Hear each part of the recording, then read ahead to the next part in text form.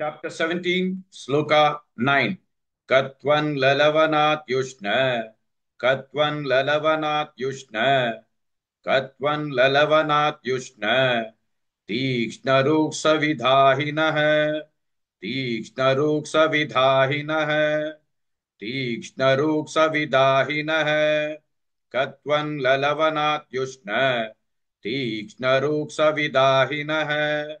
Katvan lalavanat yushna. Tikshna ruksa vidahinah. Katvan lalavanat yushna. Tikshna ruksa vidahinah. Katvan lalavanat yushna. Tikshna ruksa vidahinah. Katvan lalavanat yushna. Tikshna ruksa vidahinah. Ahara rajasasyeştaha. Ahara rajasasyeştaha.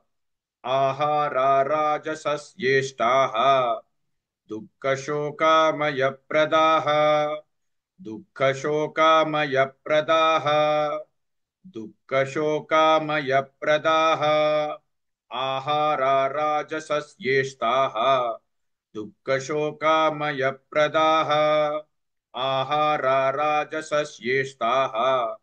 Dukkashokamaya-pradaha.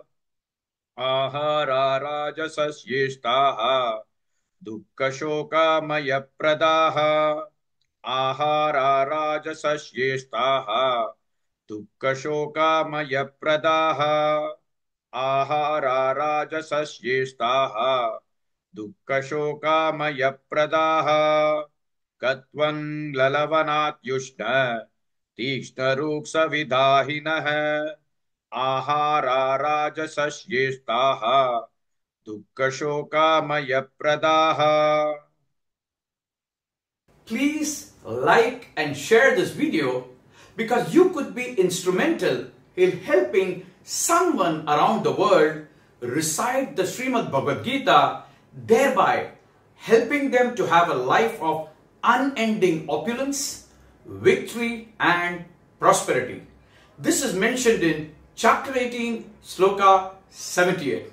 Yes, don't forget to buy my book, Leadership Can Be Child's Play. Namaste.